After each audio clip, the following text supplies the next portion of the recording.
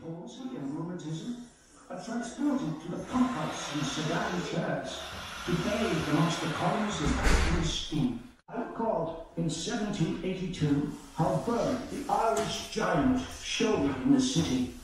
He was so tall I could scarce touch his nose, standing on my tiptoes, but enough of sport. I will have sweetmeats.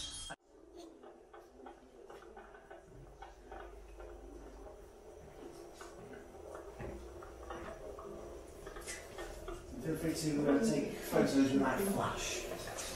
Yes.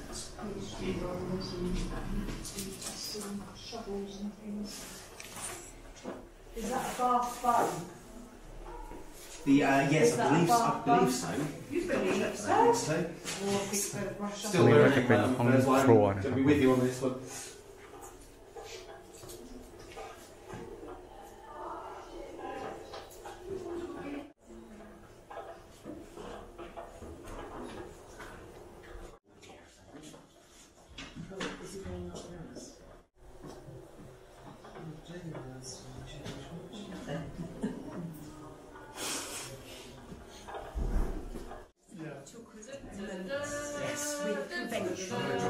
Modern day trap. Oh, right. Well, we have the training and yes. we have get to like now we've got the real ones. So the houses were built, I mean arguably it's the most iconic site in Bath as far as architecture is concerned, and these houses were built between 1767 and 1774. Now we know the foundation stone went down for this house in 1767. But I don't know whether you've looked at the front of the Royal Crescent, because in actual fact there are no drain pipes and no gutters, and that was because everything was directed over the roof to the back of the house. The Woods, and there were two, John Woods, father and son, that were architects in Bath in the 18th century, were very, very keen that the front of properties were architecturally beautiful. So they were really only interested in the facade as far as the building was concerned. So they got artisan builders together to build those, the facade, etc. And then the artisan builders took up plots behind the facade and built houses. So every house at the back of the Royal Crescent will look slightly different, particularly as far as the windows were concerned, because it was built by different artisan builders and they all had their own sort of style and preference as to how they went on. It also will affect the actual layout as far as the houses are concerned. Number one is probably the smallest, together with the house at the other end. This is actually a lunar crescent. So just like the moon, and as you go to the centre of the crescent, the houses get wider and they get deeper. So they're obviously larger than this. The museum is set out around the first occupant, and he was a man called Henry Sandford. Now, he was Irish, he came from Castlereagh, and he'd been an Irish MP and he was a landowner, basically. We think he came to Bath, like a lot of people did in the 18th century, because he had poor health at the time. So he came to Bath in 1776. He was a widower. His wife had already sadly died at this time. And I'm a Bathonian. Are you a Bathonian? No. Okay. I'm a Bathonian, so I was born and brought up in Bath. And obviously I think our water is wonderful, and Henry Sandford is a good example of this, because he came to Bath being ill in 1776 and lived a further 20 years. So he died in 1796 in this house. He never actually owned the house, he only ever rented it. He was obviously married at some point. He had grown up children, sons in particular, and he had a very favourite daughter-in-law who used to come and visit. And when she was here, that's when he would basically entertain. So we do have a ladies' bedroom, and as we go around the house we will actually look at that. Okay. She was the individual who basically made sure that the running of the house was smooth. She had to be somebody who was relatively well educated, because she had to be able to read and write, And she certainly had to be able to do some basic mathematics because she was responsible for keeping the accounts. You can see that she had her own space here. She was able to have her own china and various things, and housekeepers traditionally had trunks that they brought with them from jobs to job.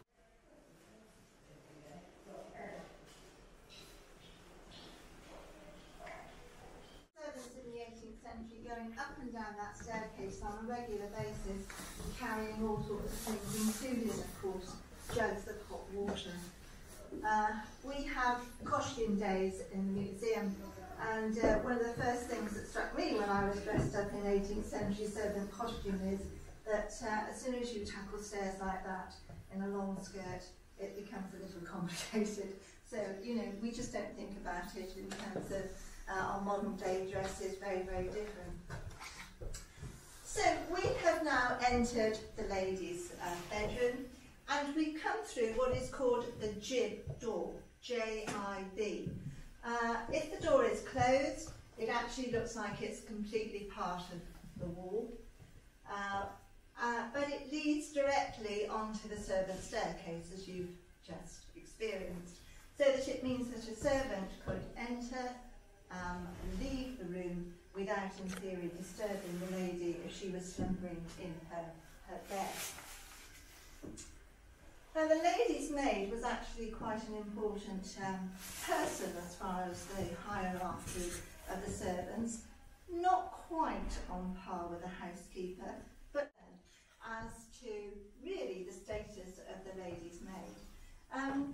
Of course, if you had a lady who engaged with a lot of social activities, who went to a lot of balls, to a lot of consorts, to actually perhaps travelled abroad, or at least travelled around the country, then your lady's maid would actually accompany the lady and would need to be skilled in some of those social graces.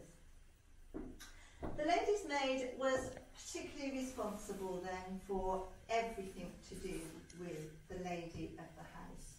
So she was responsible for making sure that her dresses were stored correctly, her shoes were stored away at the end of an evening. She would actually help her lady undress. She would take off the lady's jewellery and make sure that that was safely placed away. And she would actually help the lady dress ready for the night.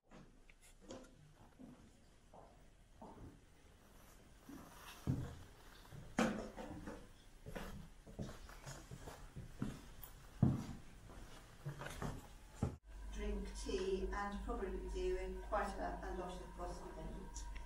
If you were a young girl in the 18th century, you were always taught how to sing and play a musical instrument. Incidentally, this is a genuine 18th century harpsichord. So it would have been likely that somebody would have been up here playing the harpsichord and somebody else from the ladies group would actually sing as far as entertaining the rest of them was concerned. At the end of the evening, when the gentlemen had finished with their chats, they would actually come up here. They would use small pieces of coal or ash just to cover it, so that you just had a small ember burning away there in the grate. And then in the morning, when the upstairs maid came into the room, she could use a pair of bellows and rekindle that fire and then put more coal on it. If you were starting from fresh, there was always something laid down in front of the fire to protect the carpet to begin with. The actual coal itself would have been banked up, but in the centre,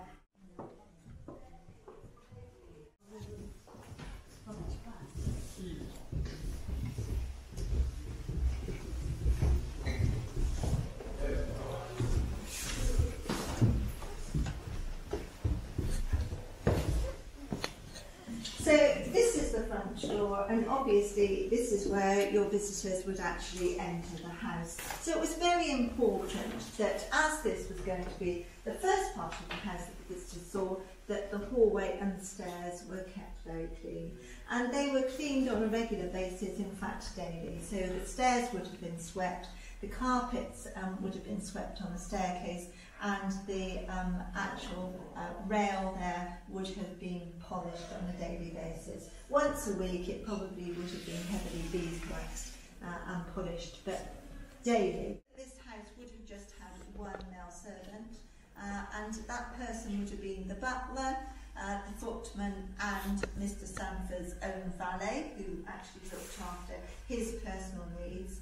The butler was responsible for opening the front door and welcoming visitors into the house. He would also be responsible for serving the wine and looking after the wine in the house. In the 18th century, you didn't have servants serving on table as you did in Victorian times. So you wouldn't have a servant, for example, the butler going around ladling the soup. It was a different sort of approach. It was the lady and the gentleman of the house that actually looked after the rest of their guests. But they did have a butler who would actually make sure people's glasses were replenished with the wine. The butler was also responsible for the silver as far as the house was concerned. They used something called hartshorn and turpentine. Hartshorn was literally deer's antlers that were ground up, and they used that mixed with turpentine, and obviously there was a certain amount of abrasive property, and that cleaned and polished the silverware, which were mainly candlesticks.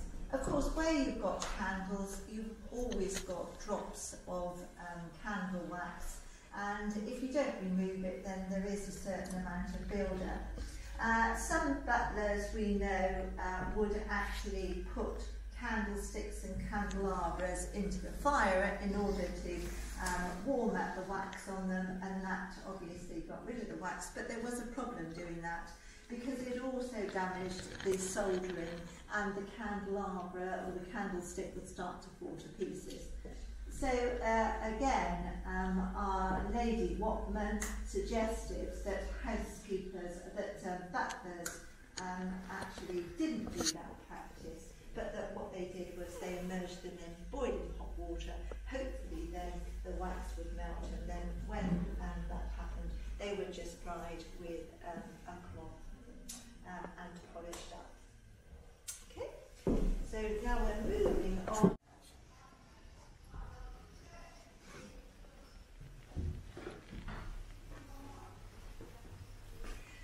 Now the parlour is obviously a smaller room. It's the room that we think Henry Sanford probably had his breakfast in, and that's why the table is set up here mainly for breakfast. Just out of interest, if you look at what's on the table, you've got ham, there would have been eggs and cheese and rolls. So really we were eating much more of a continental style breakfast in the 18th century than the heavy Victorian food that you see still being served in our cafes. They loved making their food look interesting, and so here we've actually got butter in the shape of cows.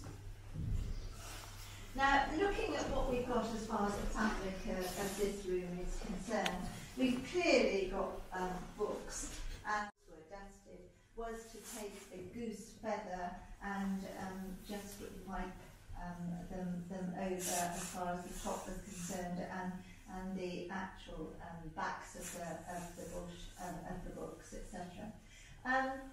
Some servants would actually use bellows to try and blow off the dust. The problem, of course, with using bellows to get rid of dust is, okay, so you've got rid of it from one surface, but all you've done is transferred it to another. So it's a little bit problematic as far as that was concerned. They would actually use beeswax in large amounts as far as the furniture goes.